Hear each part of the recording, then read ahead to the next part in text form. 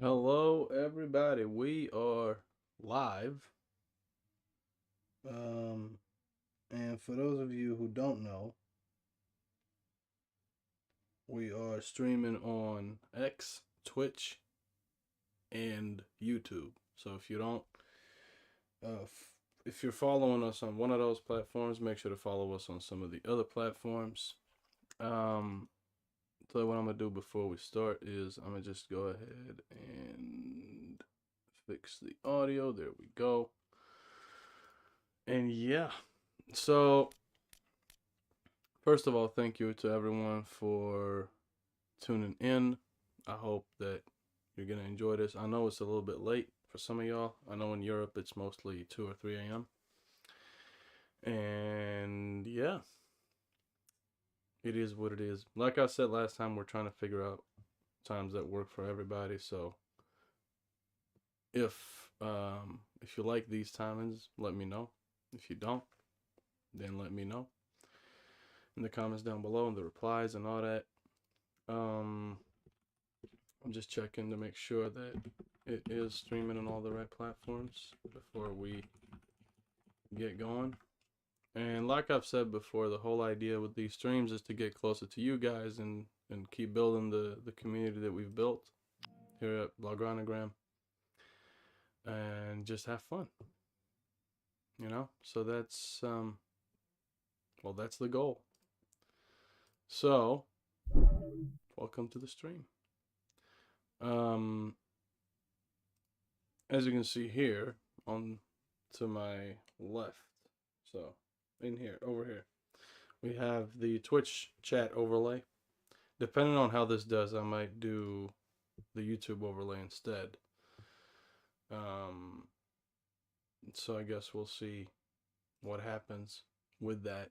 But nonetheless, I hope that you guys go on to enjoy this. So what we're going to start doing today is we're going to be doing some Football League, Football Life 2025, which is basically PES 2021 modded if you're new to this. And we're just going to talk about football in general. So, if you didn't know, what we do on here is we have taken over Chelsea because I figured that could be very interesting to do. I realized whilst working on other stuff that I think the reason why it's messing up when we do play these games, I think part of the reason might be that I haven't set up these tactics correctly, because I pretty much just left them as is, except I changed the formation. So I'm going to show you as we go into the next match here against Aston Villa. This is our starting lineup. We have Philip Jurgensen in goal because I couldn't get a better goalkeeper, but he's definitely going out in January if I can get somebody else. We got Axel Disasi and Levi Colwill in defense with Malo Gusto, Ben Chilwell. We got Kuku on the bench and Wesley Fofana as well. We bought Tijani Reinders from AC Milan. Cole Palmer is playing in behind Kunku, Noni Madueke, and then we bought Victor Gyökeres. And those are the only changes I've been able to make to the squad, because any other player I tried to recruit said that they didn't want to be here. So, and honestly, that's kind of understandable. So, let's just get right into it. What I'm going to do is I'm going to pull up the live chats here from Twitter or X, but I have it here, and YouTube. So I'm going to just pull that up to just make sure that I don't miss anything, because I should have it set up so I can see all the stuff from all the chats, but I'm not sure if that's actually working or not. Bienvenidos tengan ustedes, muy buenas tardes. Es una manera de decir buenas tardes, presentar este partido bajo esta intensa lluvia, en esta jornada apasionante de fútbol. A pesar de la lluvia, a pesar del tiempo, a pesar del agua, los hinchas se la bancan como pocos.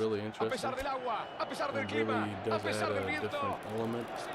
But in the interest of having this as clear as possible, I'm gonna be doing it with no commentary.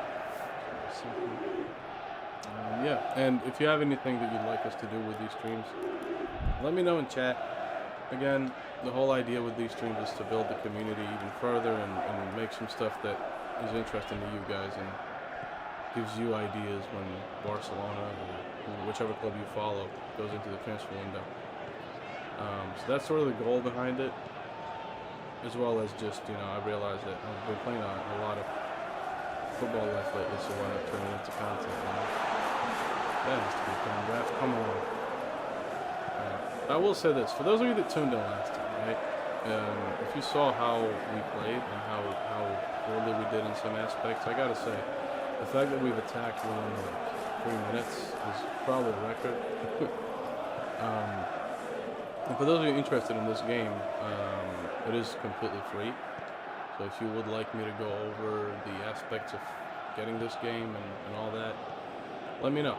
But basically, it's PES 2021 modded into like with all the new squads, new players, new game faces, latest stadiums, so on and so forth.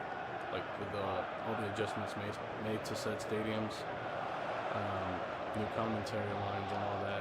And honestly, if you were a PES fan, you're gonna love this. If you're a FIFA fan and you're not happy with how EA FL25 has gone on, because that was the reason why I went into this for me. Well, first of all, I was a PES fan, but also I just didn't like the way. I don't like the way Konami flipped PES into eFootball, because they completely butchered everything that isn't online, and even the online stuff is like pretty bad. So for me, that was sort of the key to trying to delve into this and see how it works. And given that it is a 2021 game, originally, you don't really need much for graphics or anything like that, so it's actually sort of lightweight. If you are noticing a little bit of not so good quality in terms of the visuals, it's not the game. It's because, well, first of all, I've noticed, at least on Twitch, the stream, the actual like gameplay looks a little bit blurry compared to what it does like for me in the game, which is really interesting. As well as can see. So that's part of it. The other part of it is that in the interest of having this stream be as smooth as possible, I've had to go into 720p. So that's, you know, that downscaling is a little bit of an issue graphically, but I'm trying to see if I can figure out a way to not do that. But, like I said, the goal with these is also to talk just football in general in Barcelona. I will be doing that as well. Of course, Barca are going to face, well, they just knocked out Benfica. And for me, the biggest game of that round was Atleti v Real Madrid, and I honestly think that Atleti got robbed. For me, that penalty, I personally did not see the alleged second touch on any of the replays. I saw something that might look like a second touch, but that was on one of the angles, and all the other angles looked pretty clean to me, so I think it's a bit of a shame. I think it's a bit of a shame that happened. I also just realized that the audio might be a little bit, the game might be a little bit louder than me, so I just turned that down, so let me know if that works. Hey, Faddis, what's up, man? Happy to see you here. And I can also confirm that, yeah, like I said, I'll be addressing every comment that comes into the stream. So if you have anything you want me to talk about, or any suggestions for this team like that we're building here, because like I said, we're starting with Chelsea. The idea is to, you know, eventually manage different clubs as well. I didn't choose Chelsea for like affinity or any other reason. This is just that I thought they had an interesting squad with a lot of players, and I thought the Premier League would be an interesting place to start. So that is why. And for those of you interested in terms of the gameplay, I am playing on all manual. So yeah, that's it. Trying to keep an eye on the X chat as well. I can see we've got a decent amount of viewers, so hello to all of you watching us on X. If you don't like to watch live streams on X, you can watch us on YouTube and Twitch. The YouTube is, well, youtube.com/justblogonigram, and the Twitch is Twitch TV twitch.tv/Omar Hawwash BG, same as my Twitter handle, and it's also the link in my Twitter bio. So if you like to watch on any of those platforms, you can.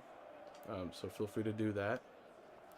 Because I know X is not the best platform for streaming, because you're usually not using it to stream. You're using it to that was a terrible ball. You're using it to scroll through Twitter.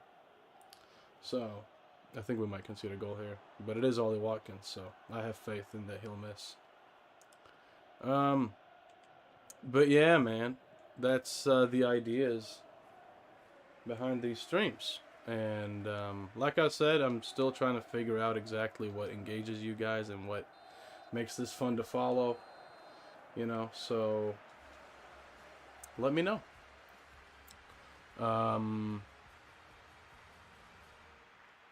Yeah, that is pretty much it. I can see the viewers count, but I can't see the actual people watching. So Fatis, I'm happy to hear that you're good, brother, on YouTube, and ZachXZR on Twitch. Hello and welcome to the stream. I'm just gonna go ahead here at halftime and send you the links to the other stuff. I think this is only gonna go on Twitch, but if you are at a point where you're like, I don't use Twitch much, feel free to follow on the other platforms. Let me see here. Alright, give me a second. I just need to fix the Twitch chat access here on the streaming program that I'm using. Let's see.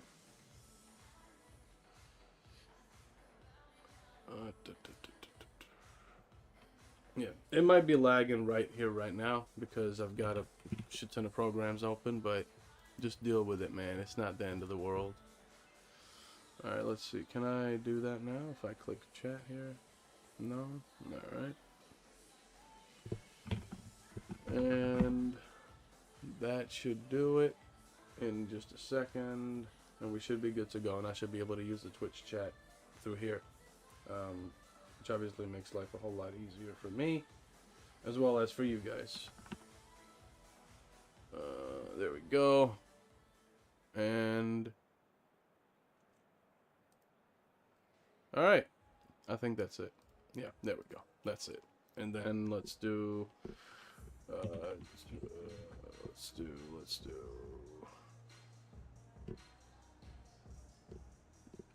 yeah, there we go. And yeah, that's it. So that's where we're streaming on YouTube and on Twitch and on Twitter/X. And that is that's how we're gonna do it from now on. And to be honest, in terms of how my PC is running, I think it's doing pretty well. I'm not sure of how smooth the gameplay looks to you guys. When I'm watching back parts of the stream, it actually does look pretty good. So I hope that remains the case, as Cole Palmer completely misses the ball there. But yeah, so like I said, we've got 2 signings in the summer transfer window, which is crazy that it's only 2 signings, and probably goes against Chelsea's transfer policy of getting 73 players per window.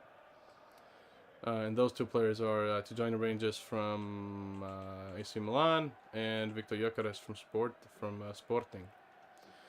So gonna be interesting to see how we do this season in this Master League career mode, and I honestly don't think we're gonna do too well. I'll be completely honest with you, as Watkins freaking overhead kicks it over the bar. We almost got dunked on for no reason. But yeah, so back to the actual, real life football. I think for me, Atleti, to me, I think there's the argument, of course, that they could have just finished their chances, because they did have a decent amount of chances, and I do agree with that. I think they could have, and they should have, and they didn't, and that's obviously on them. But I also do think that, to me, that the fact, look, I've never, in my many years of watching football, I've never ever seen a penalty in a shootout get sent to VAR.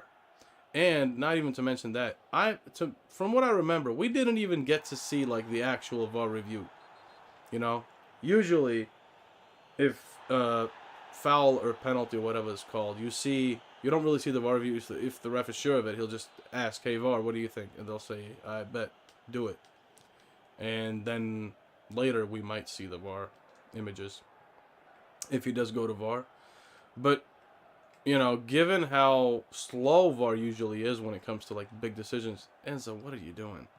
When it comes to big decisions, to me it is ridiculous that they managed to get that whole decision over. Like that whole penalty was scored, celebrated, and then they overturned it just as Madrid are taking their the other penalty, and somehow within like 40 seconds they were like, "Yep, you touched it twice." And they never showed us the images. And I just think that's ridiculous.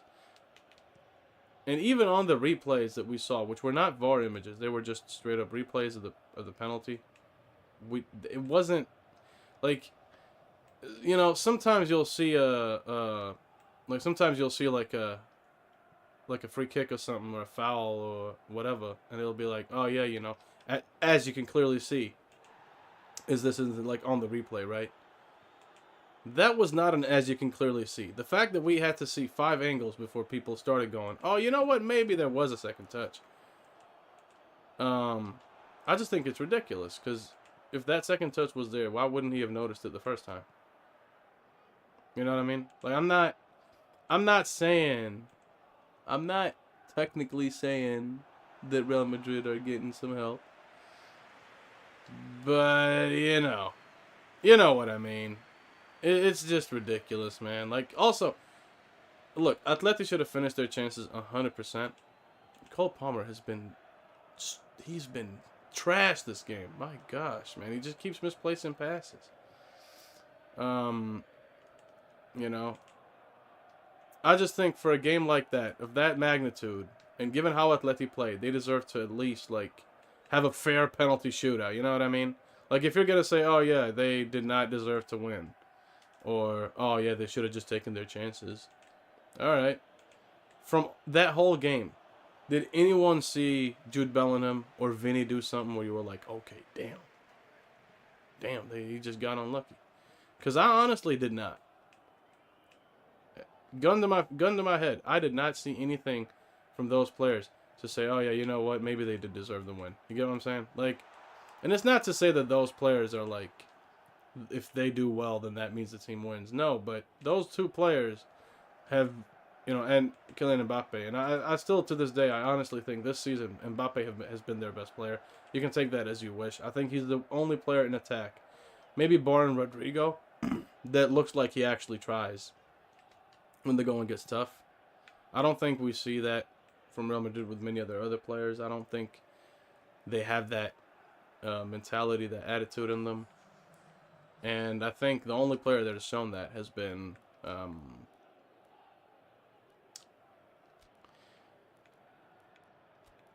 him, you know. And yeah, like I say, you can take that however you want. For me, I just don't think Madrid deserves to go through. You know, with or without the shootout, I don't think they did enough that game to deserve to go through. And you know, you can say, okay, well, yeah, but they won the shootout. Yeah, after they had a goal that was overturned. And you know what, man? If that happens in any game to any team, of course it's going to affect their mentality going into the other one. Because they're like, well, we just got completely messed. Oh, what a beautiful goal. And you know who scored that? Pedro Neto. I literally just put this man on. And he scored the winner. What an absolute hero. And I'm actually not sure. Oh, yeah, Gyökeres got the assist. That was super lucky that I actually got through the first time. But that's a good pass, and then off the post. And you can take that however you want, man. I genuinely don't think that Real Madrid deserves to win. I don't think they did enough that game to win. I think the fact that the penalty got overturned the way it did, I think was ridiculous. Obviously, not to mention, it's something that I've never seen before in football, ever. Like, it just doesn't happen. You know what I mean? And you say, oh, yeah, well, that's because not many players... Hold on. Neto, why would you shoot that with your left? Oh my God! It was a clear chance, and I tell him, "Yo, finesse it. Shoot it with your right. Why would you shoot it with your left? Why would you finesse inwards into the goalkeeper when you're 1-on-1? Some bougie ass finishing is what that is. But yeah, man, like that's the thing with me when it comes to that whole game is that I felt like, you could say whatever you want to say about if Atleti should have done better, and they should have in some instances, but I just don't think they deserve to go through. And I think they're gonna face Arsenal, so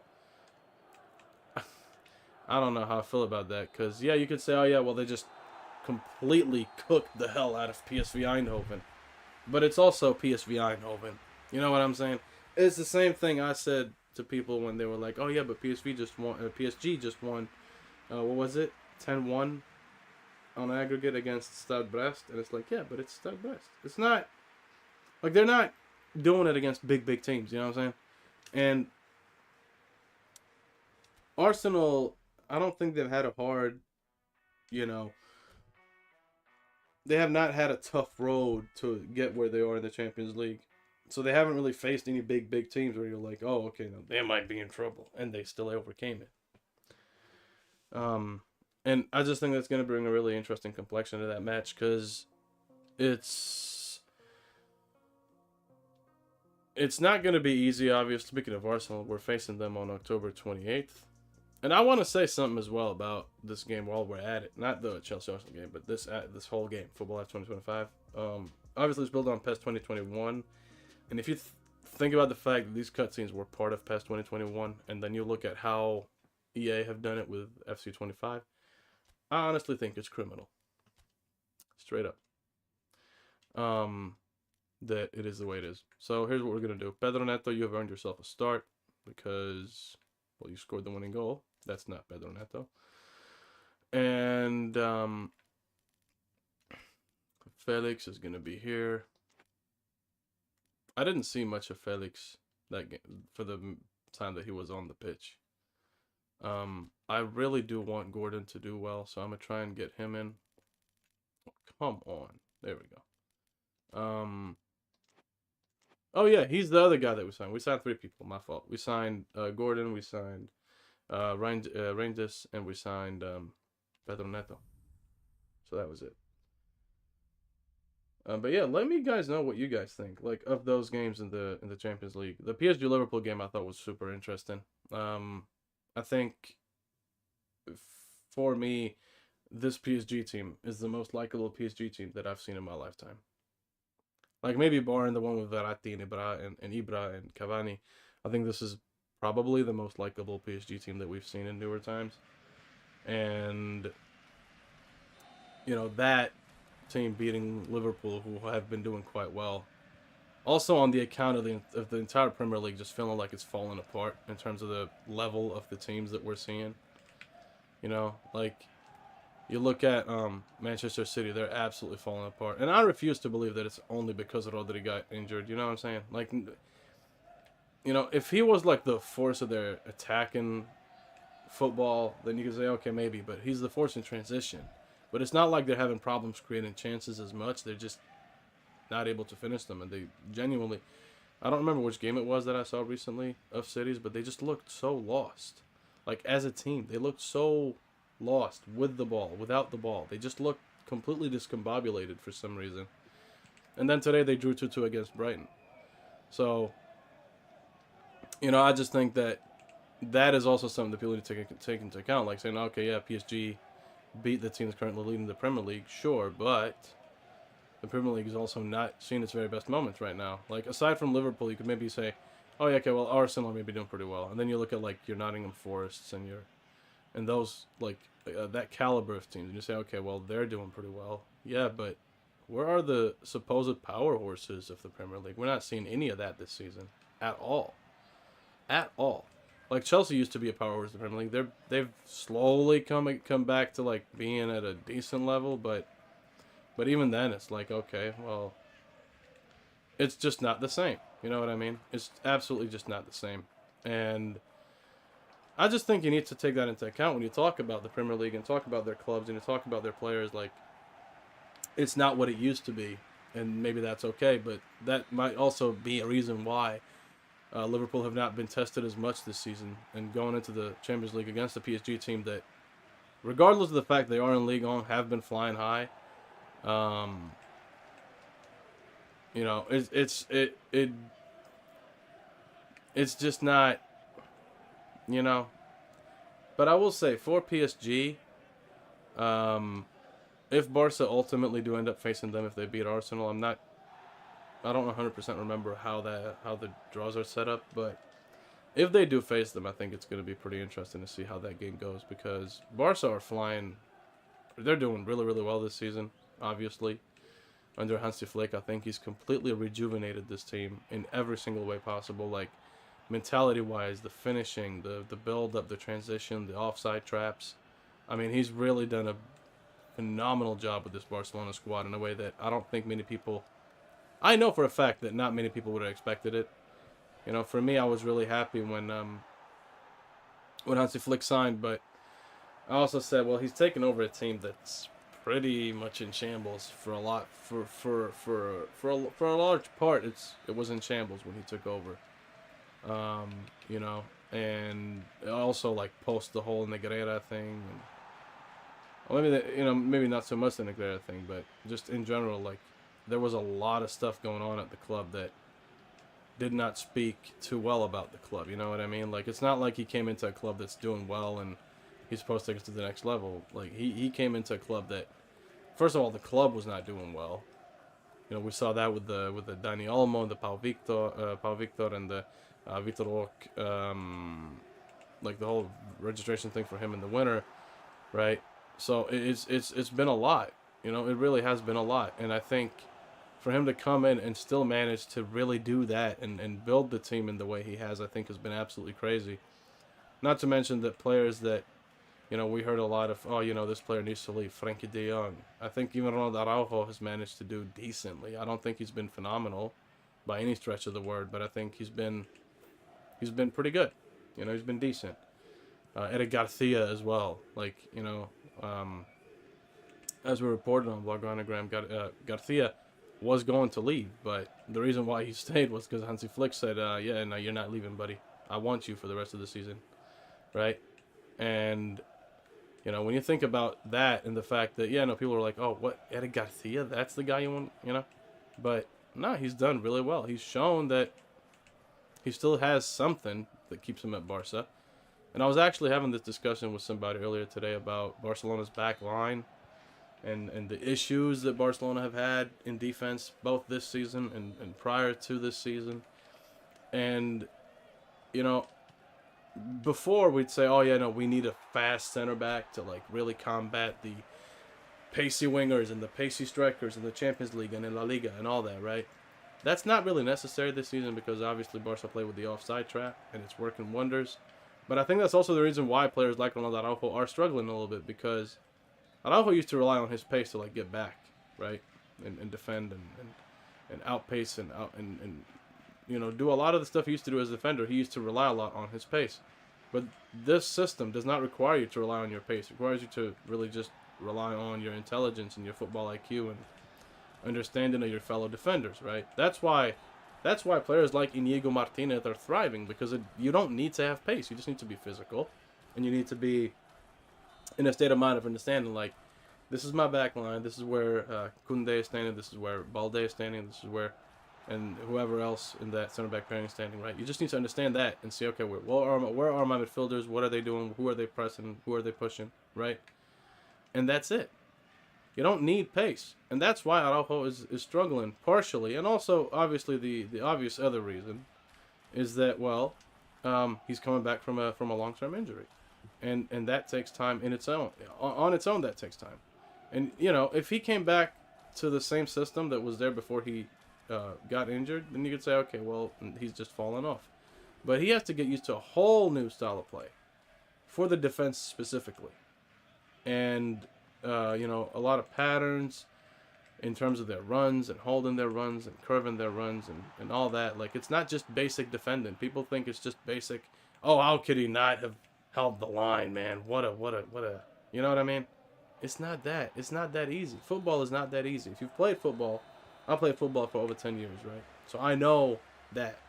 But if you haven't played football, you're not going to know that. You're just going to look at it at face value and go, well, how did he not mark his man? How did he not know that you should not mark that side of him? You should mark the goal side of him, right? Or if you're trying to push and you're trying to get the ball away from him, you should mark the other side of him and not the side that's facing the goal. Because if you mark the side that's facing the goal, he's going to actually get the ball, depending on what you're trying to achieve, right? So it's just really interesting to me when people talk about that. But it's also, I think it's a really big reason for why Araujo is not thriving as much as he used to at Barca from a footballing standpoint. I'm not talking about like, oh, does he want to stay or is there a future for him? I think there absolutely is a future for him because I think he showed his quality in years prior, which is why people were so happy to see him renew, which is why he eventually did renew with Barca, right? It's because people saw the potential and saw the talent in Ronald Araujo. But, having said that, this system is not built for the Ronald Araujos of the world. It's just not. It's built for the John Stone, maybe John Stones. I think John Stones is decently quick. What's a slow player, chat? Give me a slow center. It's built for the Per Mertesackers of this world. You know what I mean? Like, it's not built for pacey defenders. It's built for your Dan Burns, your like the slow defenders, the defenders that really know their football and really understand like the defensive positioning and have awareness to see what's going on beyond the 4-back line that I'm a part of. That's what it's about. And that's why players like Inigo thrive, because Inigo does not have pace, but he's physical and he has a really, really good understanding of football. And he's also very aggressive. And that's the type of defender you need to be in this setup, right? So that's it. Oh, what a beautiful goal. And again, it's Pedro Neto, the hero. Yeah. That's it, man. That's it. That's why. If you're watching Barcelona's games and going, "Ooh, why is he not doing too well?" That's the reason. It's very, very simple. You just need to think a little bit, and you'll figure it out. But again, that's also like the main thing of a lot of the stuff that Barcelona are doing right now, and I think it's also a reason why Lewandowski is working now, because Barca pre-Hansi were trying to play with a false, like they were trying to play. They thought they were playing with an actual 9, but they really weren't. They were playing with a false 9, and Lewandowski has never in his life been a false 9. It's just never happened, and he never will be. This man has not ever been a false 9. And in Xavi's system, he had to be a false 9. Whether that was on his own volition or whatever, but he just kept dropping back to that false 9 position. And newsflash for you, buddy, that's not going to work. Because you're not a false 9. It's not going to work. Of course it's not going to work. But that's why last season he was awful, Lewandowski, for the most part. Like, sure, you could, talk about, oh yeah, but he did score a lot of goals. And sure, he did, but aside from that, like if he got 5 chances, he would have scored maybe 3, right? Let's just say that just for the sake of the argument. I know that that's probably statistically disprovable. But let's just say that for the sake of the argument, right? That's how he was doing statistically, right? But then you look at the other part of it and you go, well, okay, so he did that, but he's just not fitting the overall style of play, which is also true. But this year, the reason why he's been thriving a lot more is that this year Hansi went, you know what, we're going to play with an actual 9. Midfielders know that you have a guy who's making runs in behind all the time. That's also why Luis Suarez, during his the latter part of his Barcelona career, was still doing decent numbers despite having terrible performances. Like, he would drop a 4 out of 10 and then score a volley. Because he knew where to be and his midfielders knew where to find him. If they found him in too deep, like if they found him look at where João Felix is, right? If they found Suarez here, it's not even gonna be a chance. Not even a big chance. Not even gonna be a chance. He's not gonna get further than that on the ball. But if they found him around the 6-yard, not the 6-yard box, that's crazy. They found him around the 18-yard box, around the D, right? It's different. He's got way more of a chance because that's where he thrives. And it's the same thing with Lewandowski. This man is a pure 9. Play him as a pure 9. Stop these weird experiments. And you know what? That's what Hansi's doing. He hasn't tried any fun experiments. He hasn't tried nothing. He just went, you know what, Leva? Look, you thrived with Dortmund as a 9 and you thrived with Bayern as a 9. There is no reason to play you in a position that's not of pure number 9. And we have midfielders now who know what to do and they know how to do it. So, let's do that. And the result is he's scored 30-plus goals in all competitions. And we are in March. Make of that what you will. Right? But that's it, man. That's the difference. That's the difference. And that's also why I think, for whether that, for good or for bad, I think Leva still has a lot of time, maybe a year or two, to go in Barcelona, I think, at a decent level. But I also think, as we've said on the Driven Shot podcast, if you haven't checked out the Driven Shot podcast, it is on the newspaper Mundo Deportivo's YouTube channel. It's on Spotify and all that. You can literally just search The Driven Shot, and it pops right up. And it's also on, we pushed it on our X account earlier today as well, because we put out a new episode today.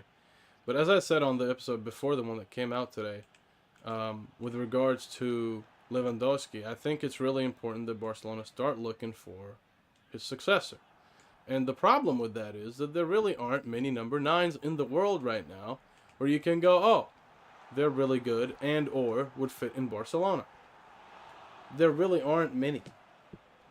Like, people throw out the name Victor Gyökeres. I personally, and I'll go on record with this, I have not watched too much of Gyökeres.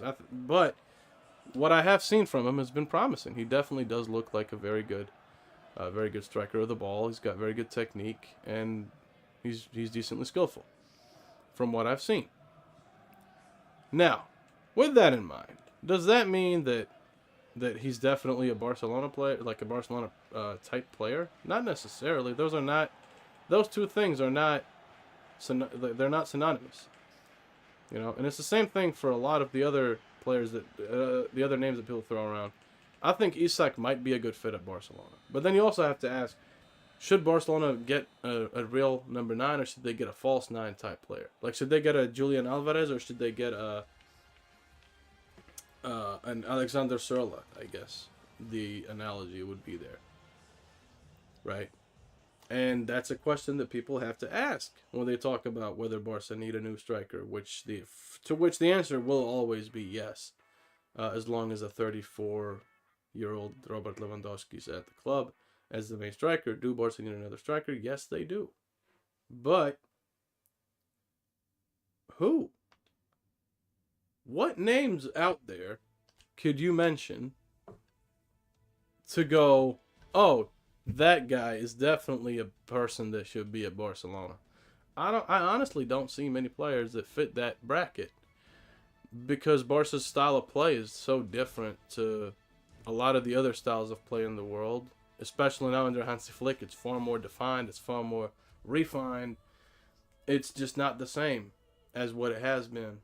And I just think it's really important to ask that question when you're talking about Barca needing a new striker. And I honestly don't know who fits that bill. I really, really don't. I've given it a lot of thought, and I honestly don't know. I would like to see Isak personally. I would have loved to see Alvarez at Barcelona. I think somehow that would have worked. Because, yeah, he can play as a 9, but my goodness, is he good at building up the play. And he's just such a grinta type player, and it's just so beautiful to watch. But yeah, you got to ask these questions. You have to ask these questions. And that's why it's not easy to just go in the market and be like, okay, striker, Mr. Striker, listen up. Listen up, Mr. Striker. Are you listening? We need a striker, and you're a striker. Let's go. You've got decent numbers in the Liga Portugal or wherever the hell he is, and that's it. It's not how life works. It's not how football works. And for Barcelona, like, they're not at a stage now where they can afford to just both financially afford and also metaphorically afford to buy a player that is a bet. Like, you can't. Those days of being like, oh, you know what, man, this striker looks promising. Let's buy him and give him a go. Those days don't work anymore. They don't. Like, Barca bought Victor Ork, right?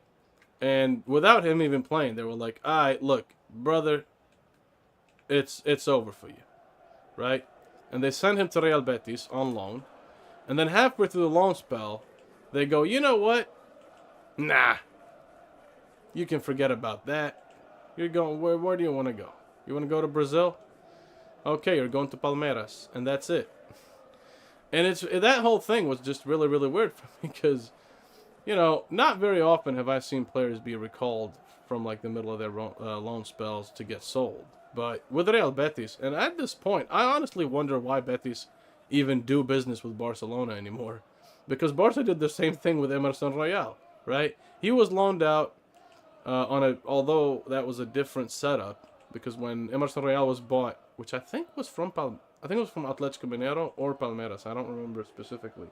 But when Emerson Royal was bought, he was bought in, and Barca were like, yes, so we're not going to play him right now. So Real Betis, if you want him, you can have him. And Betis said, I bet, put your money on it. Give us 50% of that of his rights.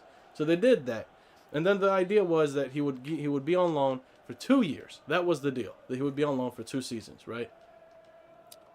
So he goes on loan, and then halfway through that 2-season spell, Barca go, you know what?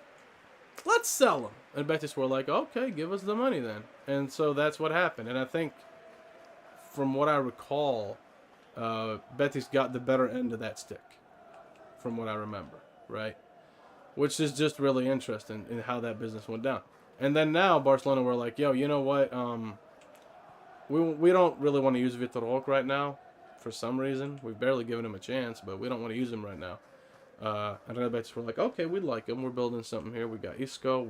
We got rid of Nabil Fekir about a year ago. We're still rebuilding, but our attacking line. But we got Isco. You know, they had just gotten Anthony, I believe, as well on loan. No. I think no. Anthony went there in January, so this was after. No, Vitor Roque came to Betis before Anthony came to Betis, from what I recall. I'm pretty sure. But they were like, you know, we got Abde Zalzouli from you guys on a straight up purchase deal, and that was all good. And yeah, sure, you know what? Give us Vitor Roque, why not? So they did that, right? And then Barca did the same thing again. Halfway through the one season, they couldn't even let the man be on loan for 1 season. And they were like, you know what? Nope. We're going to recall him, and we're going to sell him to Palmeiras. Which, again, I don't really know what the goal was of that, because I cannot imagine.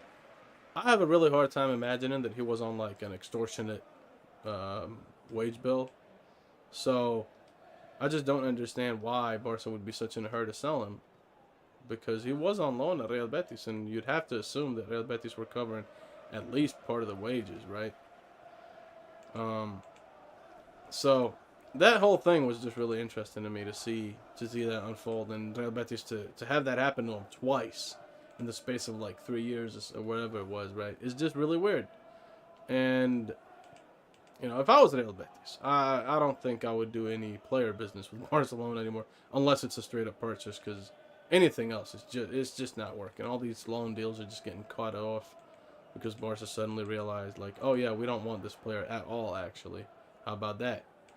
So yeah, it's just really interesting to me how that unfolded. And I think, you know, it was interesting too with Vitor Roque, because this man, when he signed for Barca, we're like, oh yeah, you know, this is my dream club. And, you know, Tigrinho is at Barcelona now and all this, right? And kissed the badge.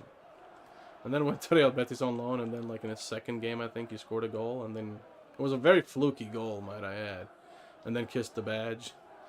And then he went to Palmeiras and went, you know what, man? In Spain, you know, with Real Betis, we were competing to like, I think he was saying to not be in, to not, what did he say? Not be in relegation, or it was something like that didn't sound good, right? Like he was clearly trying to diss Real Betis. Like we were competing to be sixth, and here at Palmeiras we win trophies. That's the difference, right? And it's like, yeah, but bro, like why you switching? Why you code switching like that? Like every single time. Like, you did it with Barca Betis, okay, fine. In my head, I was like, you know, I could sort of understand that, because Barca were not giving you any playing time, and now you come to Real Betis, and they're actually giving you a chance, and all of that, right? Give me a second. Yep. You know, and that's all good and well. And then you go to Palmeiras, and you feel the need to diss Real Betis on camera for no reason at all, other than to just do it. Like, what's the point? What's the point in that? What do you gain from that? I haven't heard enough people talk about that. That is super strange behavior. Like, I don't know. I would be real upset if I was at Real Betis, man. If he did that, I would have been real upset if that was me. You know, talk about, oh yeah, you know, they were competing to be sixth. Here we compete to win trophies. Yes, brother, in the Liga do Brasil. You're not winning trophies in Europe. They were competing for the, I'm pretty sure they were competing for the Europa League, right? The Europa League, and you're competing to do pretty well in La Liga, which is one of the toughest leagues in the world. And I don't want to hear all this Premier League is the toughest league in the world nonsense, okay? Get out of here with that. If you're trying to say all that, at least come with proof. Let me know in the replies, in the chat. Say something about it. If you want to say, oh yeah, no, it's the hardest league in the world. Okay. Well, the only team left from the hardest league in the world in the Champions League is like Arsenal, and that's it. No Manchester City, no Chelsea, no Liverpool, no nothing. And even if they were, I can't imagine they would have done extremely well either. So, but yeah, man, I just think that's really interesting to say something like that after that team really gave you a chance to actually get back on the map. And he did okay. He was alright. He wasn't anything like he didn't have an Anthony type resurgence where it's like, oh damn, bro can play. Like, people really looked at Anthony and went, oh yeah, damn, he can actually play football. Yeah, but he was at a really, like, a Manchester United that's been falling apart for years. So of course he's not gonna do as well. You know, that's really, really obvious. Like, I also, like, to this point, right? Like, with how the club was doing, I don't know why. And I thought Manu Ugarte was decent at Sporting, right?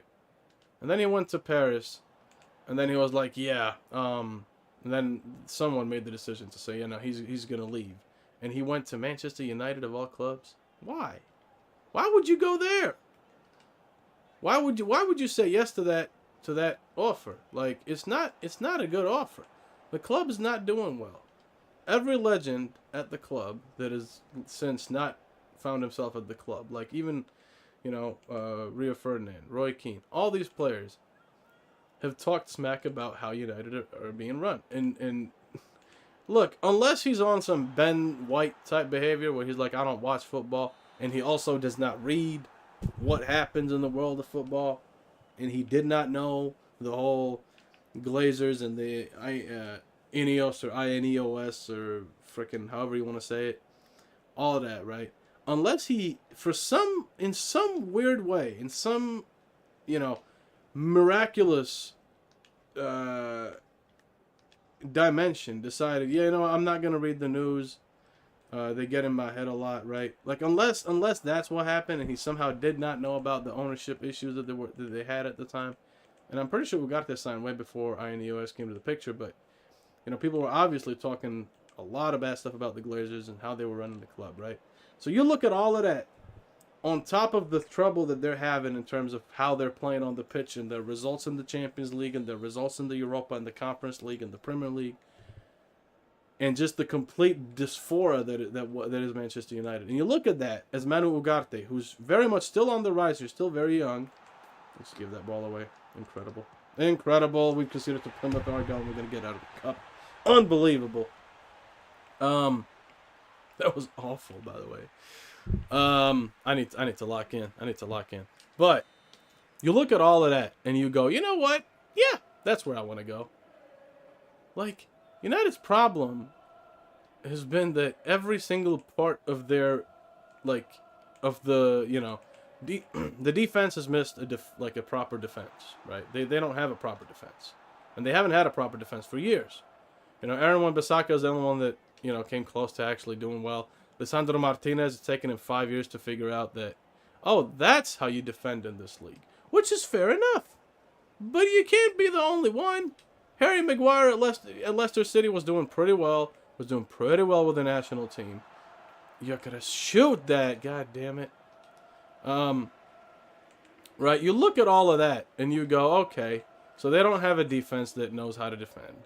Their midfield is very dysfunctional. And you have all these problems with, like, Marcus Rashford and all this, like, that's super public as well, by the way. And you go, you know what? Yeah. I'm going to say yes to that. Why would you do that to yourself? Why would you do that to yourself, man? That just seems like the worst decision that he could have made at the time.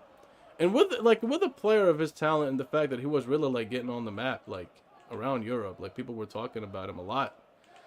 It's not, completely impossible to imagine that other clubs would have, at least kept tabs on him. I can't imagine United is the only club in the world that went for Ugarte. Like, fully actually were interested and tried to actually make a move for him. So I just don't understand it.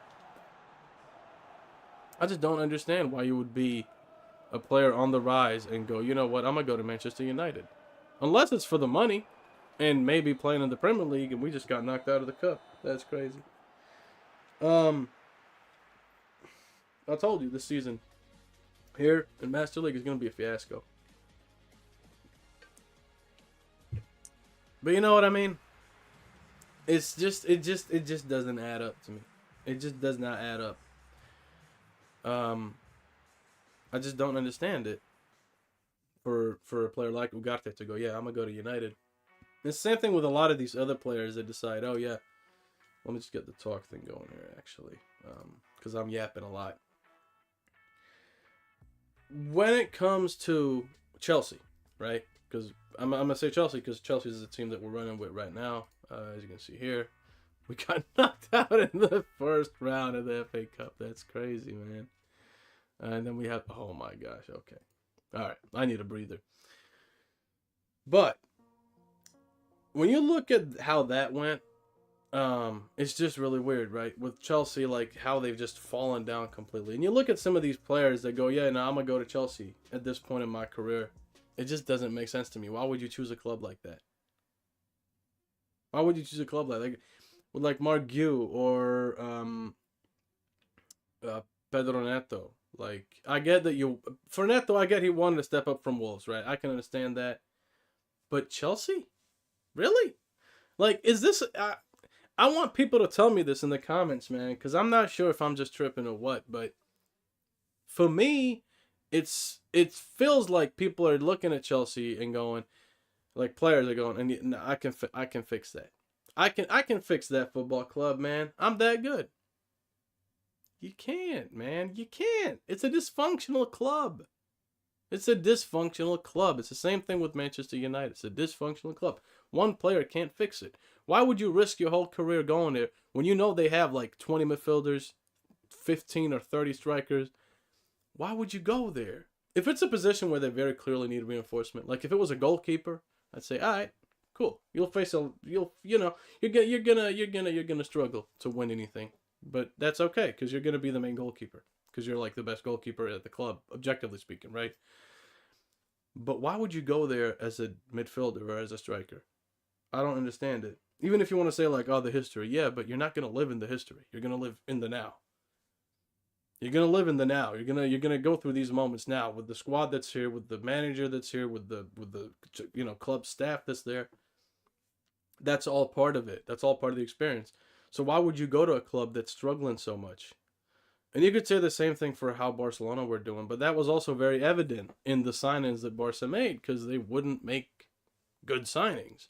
Like you'd see a lot of really, really good players on the market, or not on the market, but being having attracted interest from a lot of clubs. And Barca would sign the maybe D tier of that whole list every season.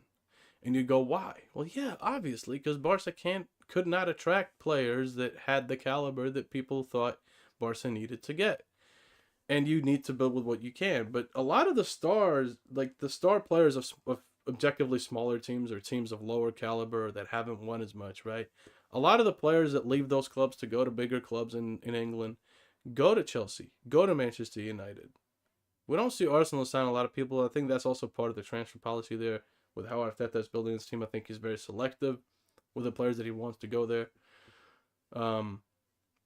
But with Chelsea and United, I just don't get it. I don't get why a player would look at that club and go, yeah, no, that's where my future is for the next couple of years or however long, especially with Todd Bowley's ridiculously long contract length, or it's like, yeah, no, I'm gonna sign you down on a 7-year deal, you 22-year-old striker. It's like, no, why would you say yes to that?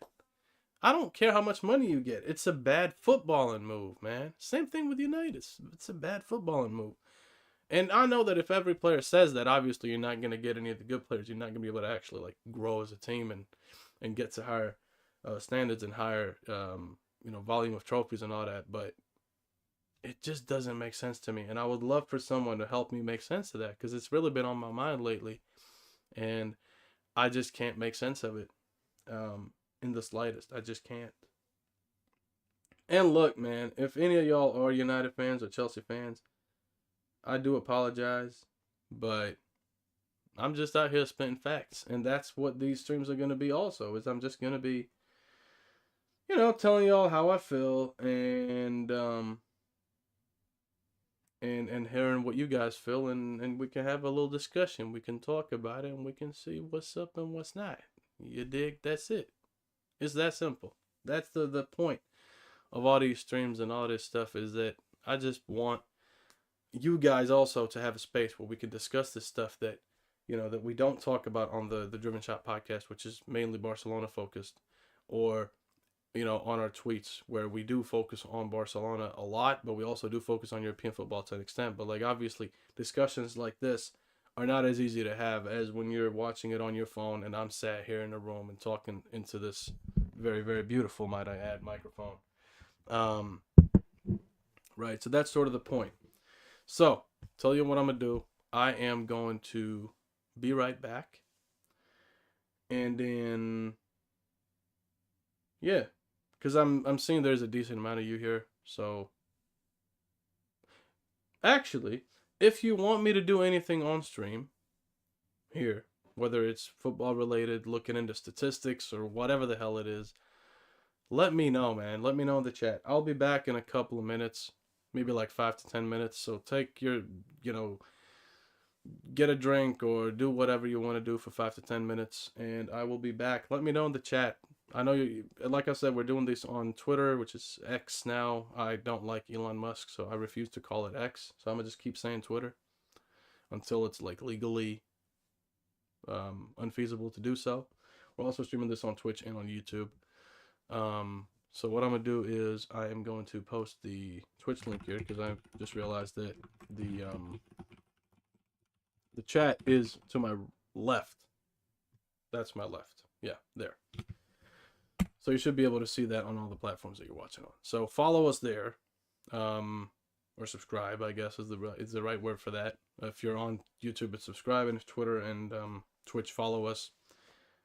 And like I said, we'll be doing these like every week, at least once. So I'm still trying to figure out like what times work for you guys and what times work for me, and seeing how we could sort of align it in a way that makes sense. But we're also doing live commentary on every match, as we always do, but now we've actually added a Twitter Spaces element to that. So we're doing it in written format through tweets that you can like and repost and reply to and whatever. We're also doing it as a live commentary, sort of like a radio show, because I realize that people don't really do watch-alongs, because you want to watch the game. You don't want to watch the game and have an iPad next to you watching a stream. Like, people ain't going to do that. People are going to watch the game. So the point of my commentary and the commentary that we do on X Spaces is to sort of give you an alternate version of commentary to what you'd see on TV, and also to give you a chance to interact with us and voice your opinion on a platform that,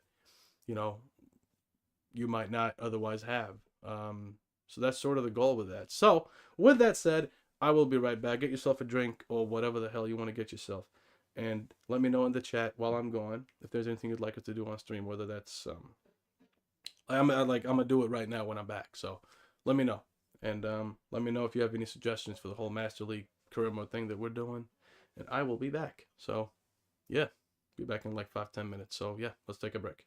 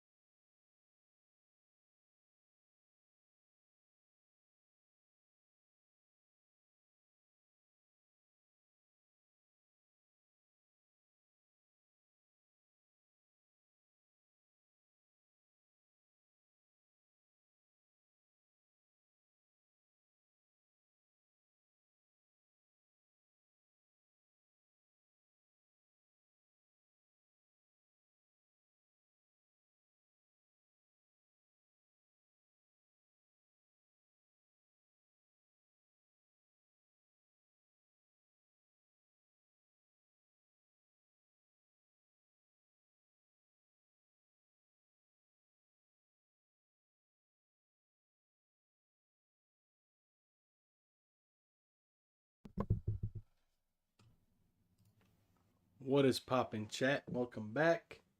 I see we got a decent amount of people who joined back on X, which is Twitter.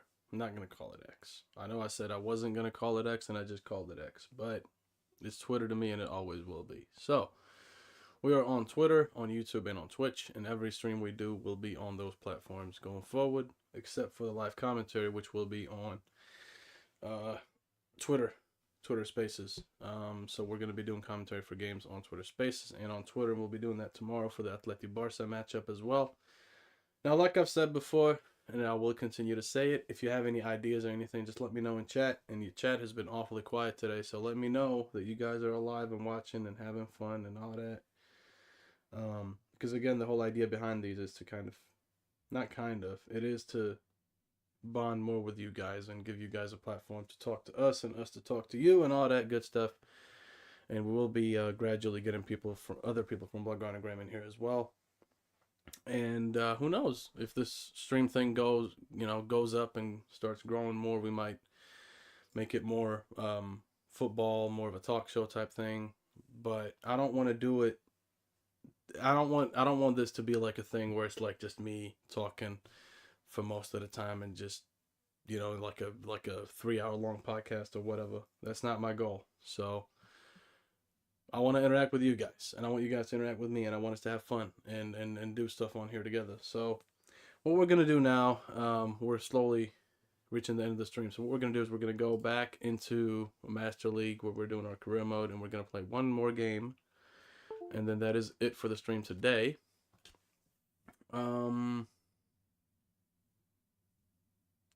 Yeah, that is it. But before I do that, give me 1 second. I just need to fix something. So I will be back in literally count to 20 and I'll be back. And if I'm not back in 20 seconds, let me know. So I'll be right back and we'll get right back into this.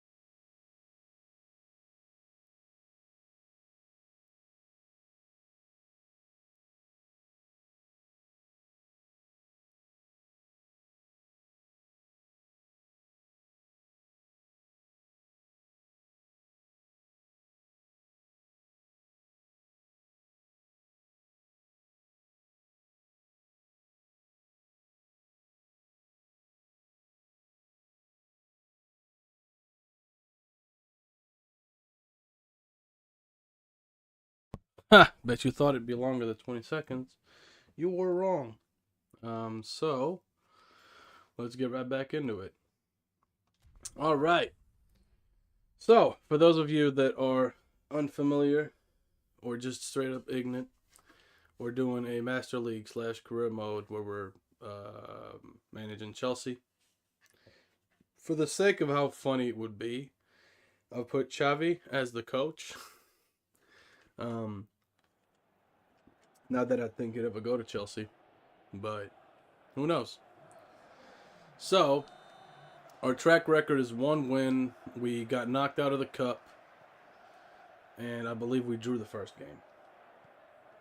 And now we're facing Manchester City, who are probably not going to do as poorly as they're doing in real life. So that's going to be really interesting. And for those of you who know this, who know PES, we're doing full manual controls, which is why you might see some passes go a bit wayward, but it does give you way more control of where the ball goes and all that, as well as your shots. But not passes like that, for example. That was an awful pass. So, for those of you who just tuned in, or that pass, this is going to be...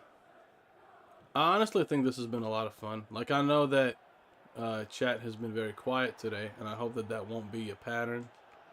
And if it is, well, I don't know what to do to get you guys to wake up. Because we got 300, and it's 4 a.m. in most of Europe right now. We got 300 people on while watching. Shut up, ref. Shut up. That's crazy. Never a foul. But yeah, man. Like I've said before, the goal with these streams is to interact with you guys and to do some stuff on here together and just talk about football. So I basically spent the last 20 minutes rambling about United and Chelsea and players that go to those clubs thinking that they might have a chance to really boost their careers.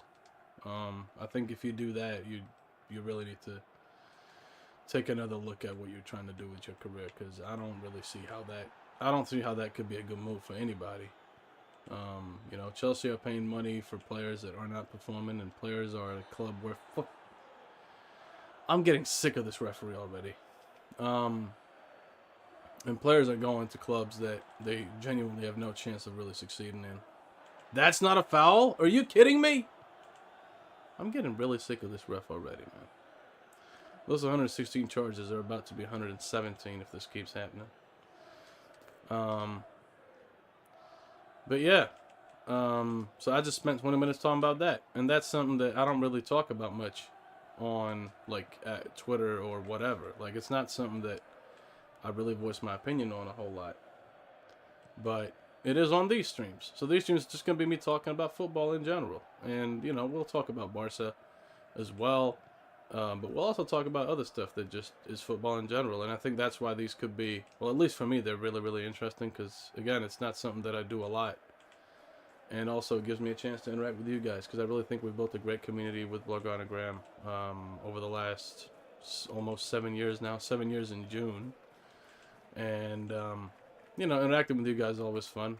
I think we got I think compared to a lot of the stuff I see on Twitter, I think we've managed to cultivate a community that's really positive for the most part. Like, not talking about the games, but I really do think that a lot of you guys and gals have been, you're not toxic. You know what I mean? That's something that I'm really, really proud of the community that we've built, is that it's not a toxic community. It's not filled with people who, oh yeah, this player did poorly. Well, let's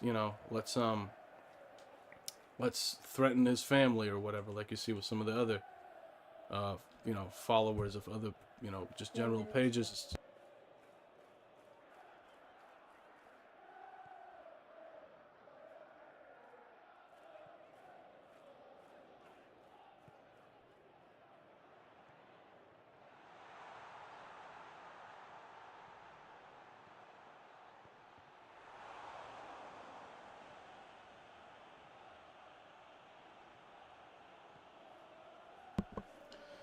But yeah, that's something that I think has been very interesting, that we've managed to attract those kinds of people as our fan base and our followers and our readers, and it's something that I'm really, really proud of. And that's also one of the reasons why I'm so excited with this whole Twitch stream, and that's why, initially we said we do these weekly. I think we've done it's actually me doing the Twitch stream, and so I think we've done maybe 4.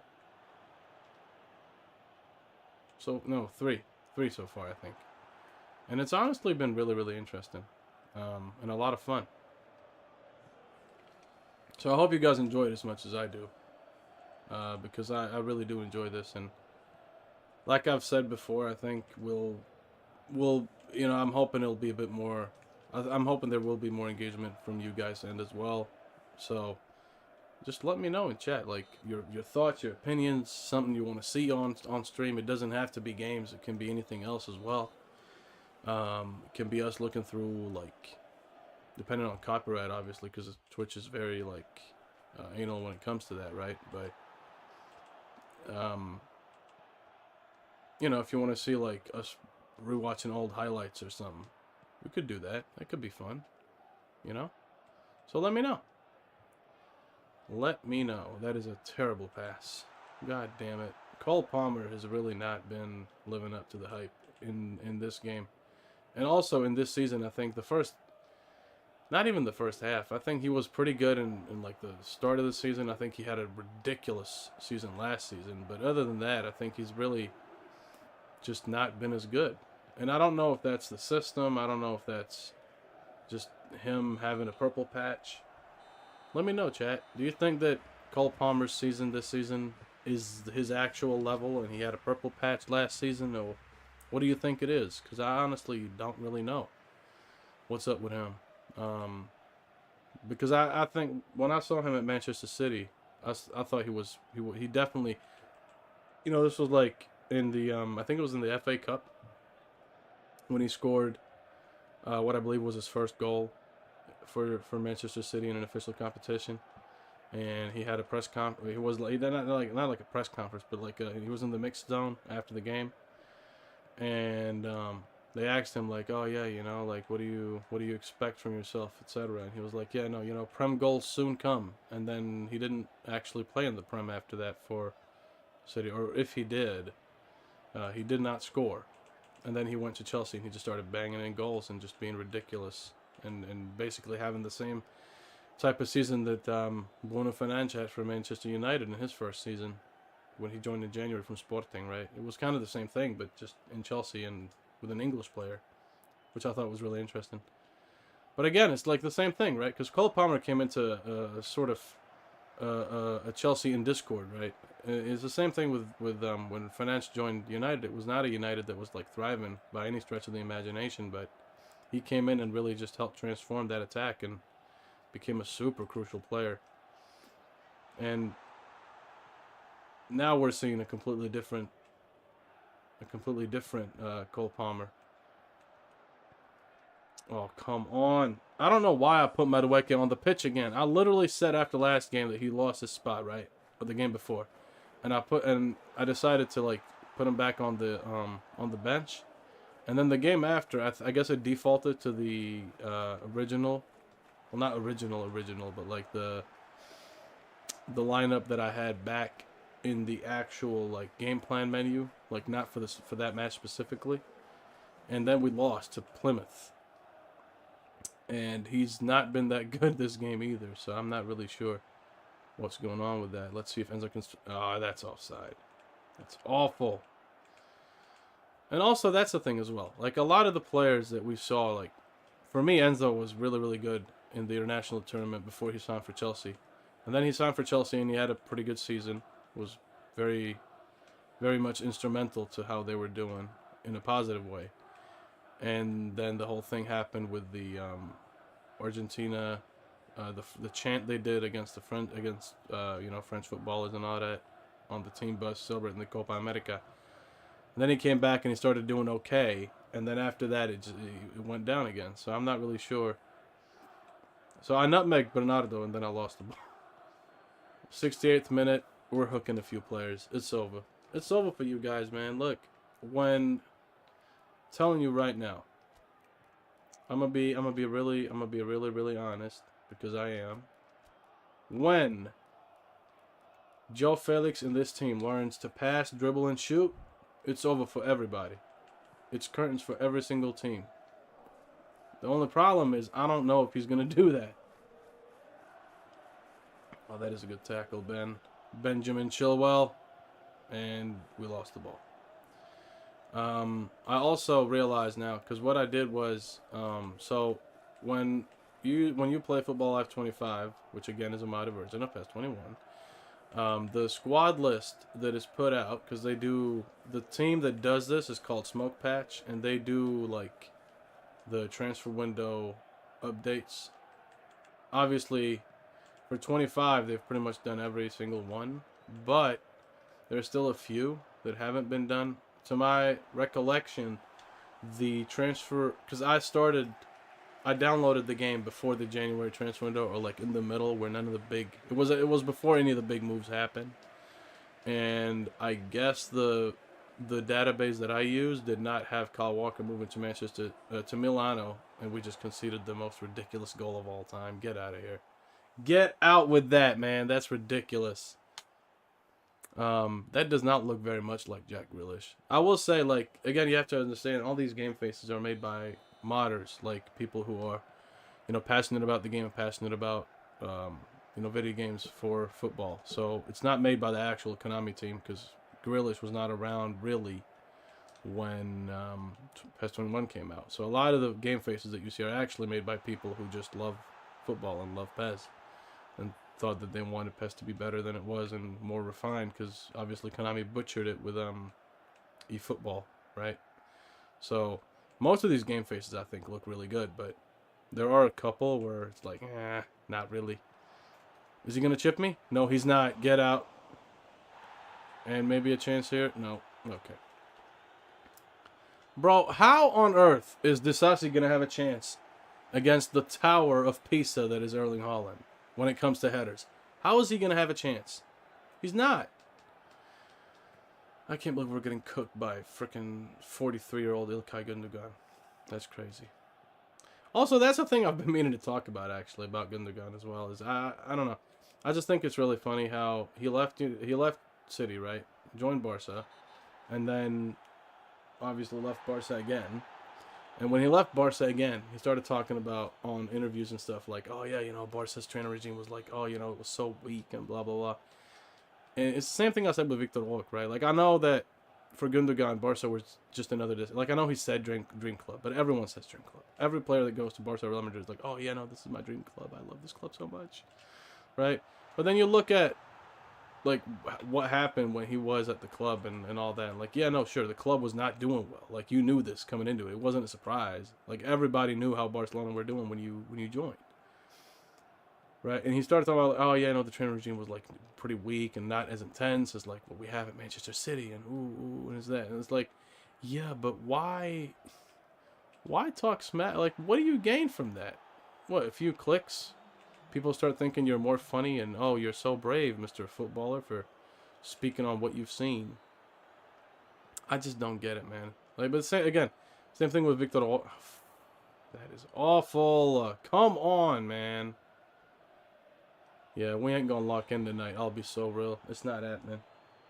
But yeah, man. It's the same thing I said with Victor Roque, right? When he left Barca, went to Betis, kissed their badge as well, and then went from Betis to Palmeiras, and then started talking to Mike about Real Betis, going, oh yeah, at Real Betis. Actually, hold on. I'm going to pull up the quote, because I'm really, really curious. I'm going to pull up the quote. All right, let me just save this, because this is the last thing we're finna do before the stream ends, because it's really late, and unfortunately, I need sleep. So, let me just save this. I think it's already saved.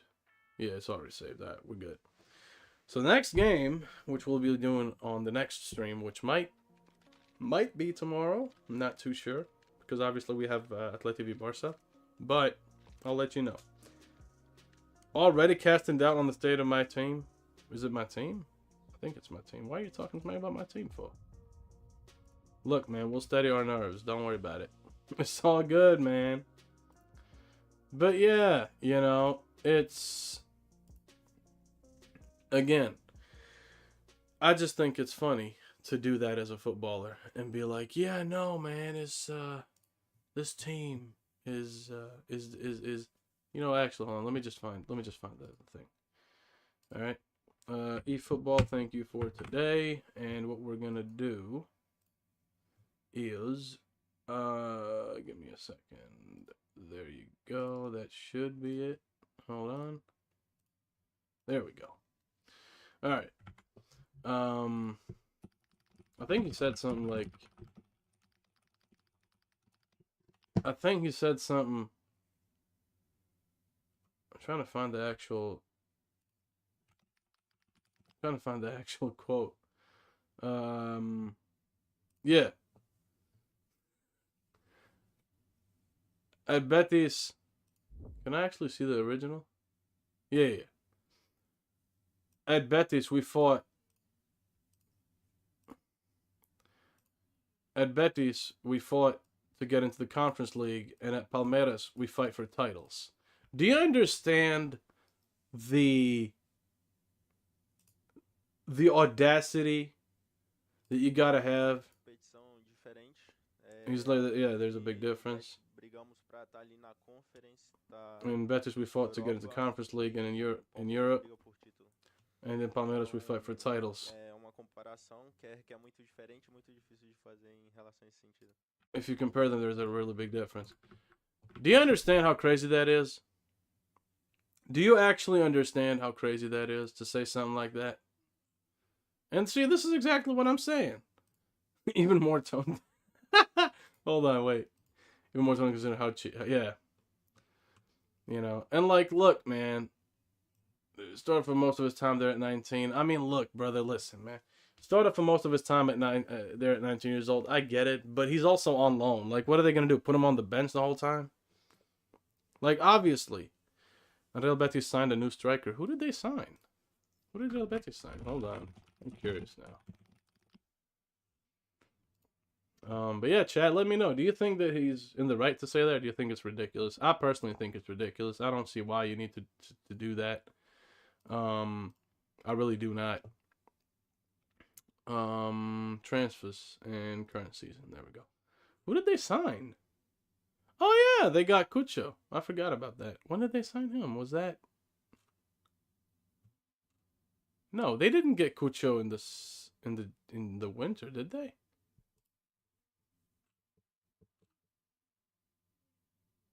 Okay, so I guess I can't. Oh well, I guess. Okay, let's click on his profile. Let's take a look. Did he actually? Oh yeah, damn. Okay, all right, fair play. So they got him from Columbus Crew, and Cucho is like, I think he's pretty young. Yeah, he's 25, and you know, this is really funny. Like, that's something as well, right? So they sold Victor Roque, and they were like, you know what, man, we need a striker that can do something, and they got a guy who's started off at Pereira in his native Colombia. He is Colombian, I'm pretty sure. Yeah, so his hometown, right? His hometown. Started there, went to Watford for 300K, and then went on loan to America in Colombia also, I think. Yeah, interesting. And then went back to Watford. Then they loaned him out to Huesca, who I believe at this point were in what will be La Liga Adelante. I'm pretty sure it was still La Liga Adelante in 2017, which is the second league in Spain, right? Then he came back, and then he got loaned out to Mallorca. Then he came back, and he got loaned out to Getafe. Then he came back, and then finally, after 4 years of getting loaned and coming back, Cucho decided, you know what? Maybe it's time for me to leave. So he went to Columbus Crew in are they still? Yeah, they're still called Columbus Crew. I was gonna say. So he went to Columbus for 9 mil, or 9.5, which was 0.55 million, 550K above his market value apparently. And then after 2.5 years, went to Real Betis. That's the guy.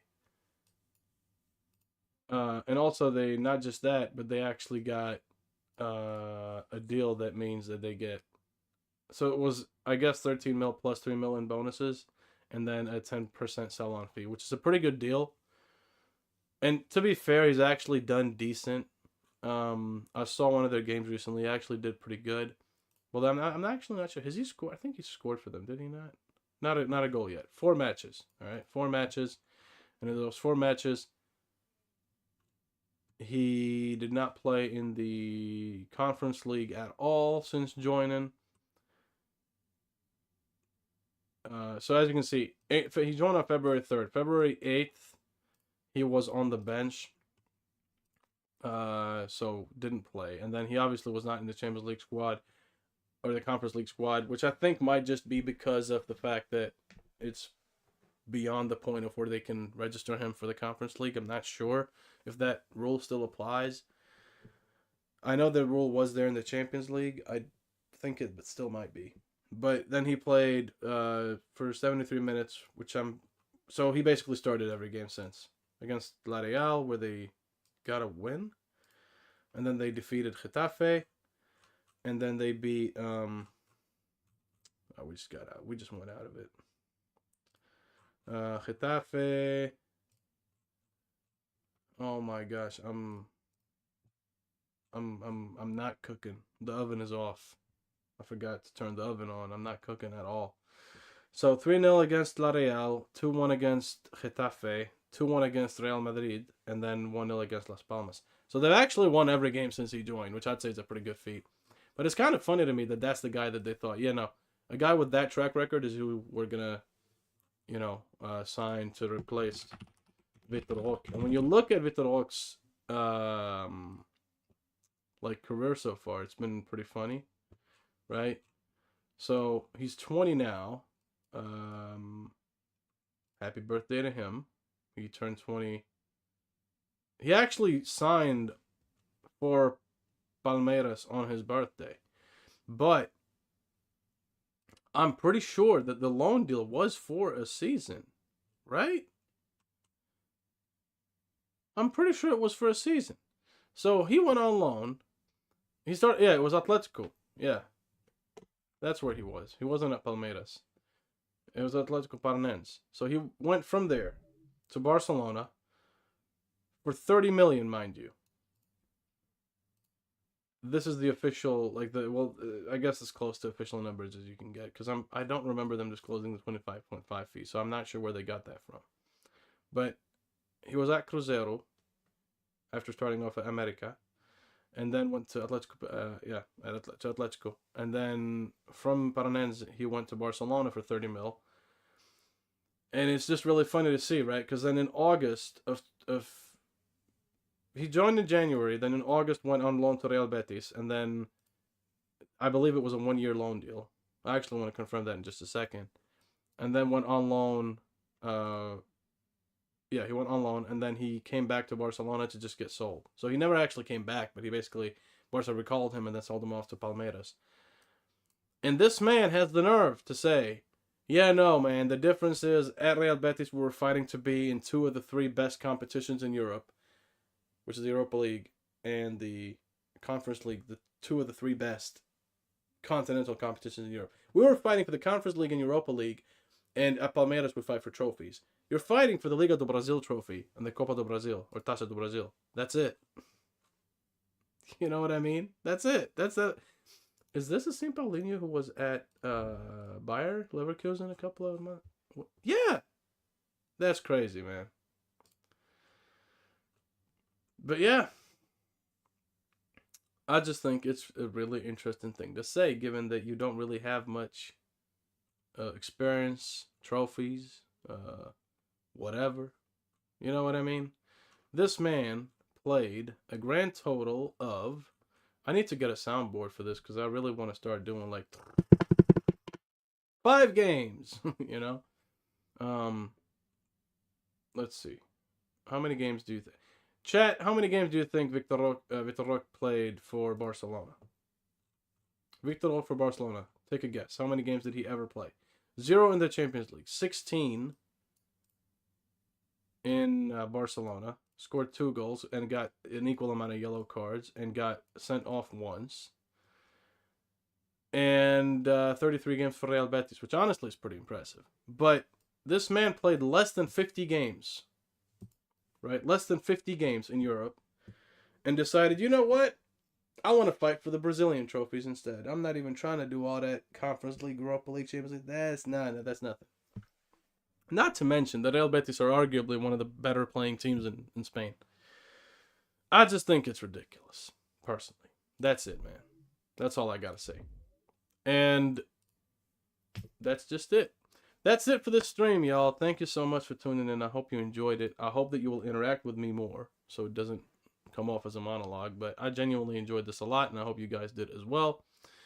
And that's just it. So, if you haven't already, follow us on Twitch.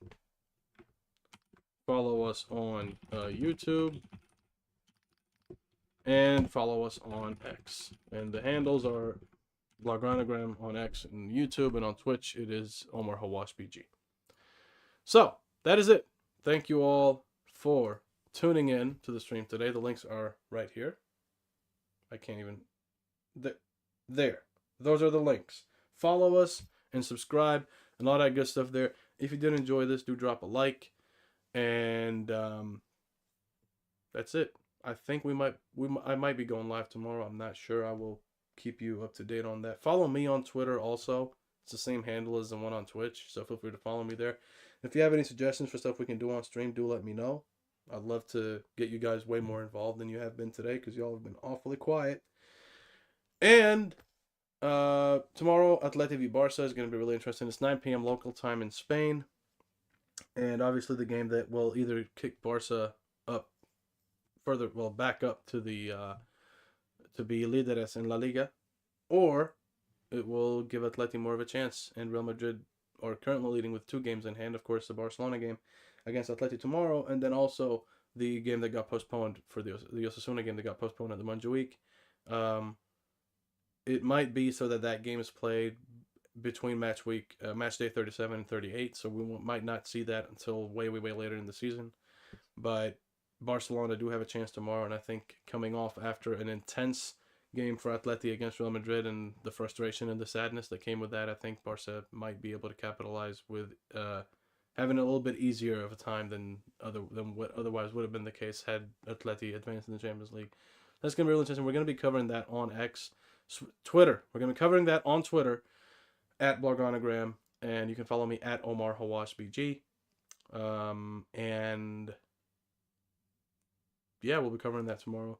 So do tune in for that. On that note, I will see you guys next time. Thank you so much for tuning in, and have a great rest of your night. Bye-bye.